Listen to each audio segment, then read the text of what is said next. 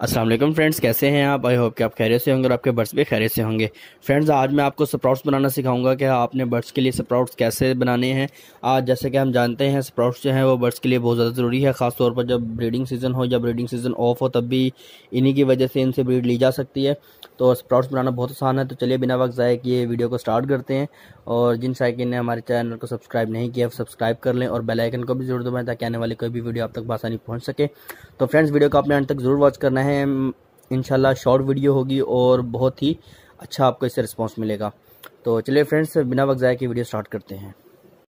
तो friends, video आपने बहुत ध्यान से देखनी है। जैसे कि आप स्क्रीन पे देख रहे हैं, इसी तरह के हम स्प्राउट्स बनाएंगे, सेम यही स्प्राउट्स बनेंगे। तो आपने वीडियो जो है वो बहुत ज़्यादा ध्यान से देखनी है।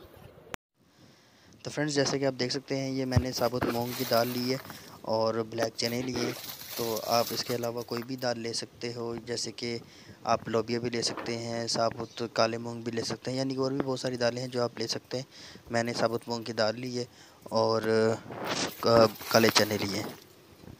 तो फ्रेंड्स, आपने इनको 12 घंटे के लिए भिगो के रख देने हैं। जैसे कि अगर आपने इनको सुबह डालने हैं तो इनको आपने एक दिन पहले ही सुबह में प्रिपेयर करना शुरू कर देना है।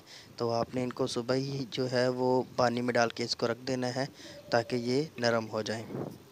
तो फ्रेंड्स, जैसे कि आप देख सकते हैं स्क्रीन पे, ये मैंने अब 12 घंटे के बाद इनको निकाल ली है। तो ये देख सकते हैं ये बहुत ही ज़्यादा नरम हो गए हैं। तो आपने अब इनका पानी निकाल के इनको या तो किसी सूती कपड़े में बांध के रख लेना है, या फिर आप जैसे मैंने इनको एक कटोरी में रख के इसके ऊपर एक प्लेट दे दी है और चारों तरफ से ये इसके जो होल्स हैं वो ओपन है, क्योंकि इसमें हवा का क्रॉस है। तो इसी से जो है वो स्प्राउट्स बनेंगे। तो ये देख सकते हैं आप फ्रेंड्स के बिल्कुल जो है स्प्राउट्स हमारे तैयार हो गए हैं। तो ये 24 घंटे के अंदर तैयार हुए हैं। तो जैसे जैसे आप इनको मतलब कि अब इसको मज़ीद अगर आप इनको और ज़्यादा इनकी जड़ें जो हैं वो निकालना चाहते हैं, इनको और ज़्यादा अच्छा बनाना चाहते हैं, तो आप इनको एक मरतबा पानी से वॉश करके आप दोबारा इसी प्रोसेस के साथ आप इसको रख दें बग़ैर पानी के। तो इससे जो है वो बहुत ज़्यादा इनकी और ज़्यादा जड़ें निकलेंगी और ये और भी खूबसूरत बन जाएंगे।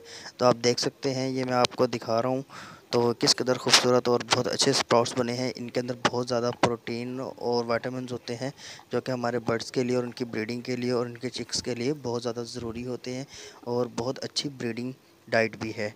तो फ्रेंड्स, आप ये अपने बर्ड्स को बना के रोज़ खिलाया करें। इनमें बहुत सारे विटामिन्स और मिनरल्स और प्रोटीन्स होते हैं जो कि बर्ड्स को बहुत अच्छी ब्रीडिंग पर लेकर आते हैं।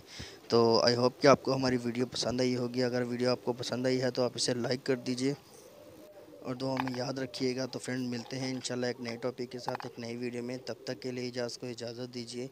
अल्लाह हाफिज़।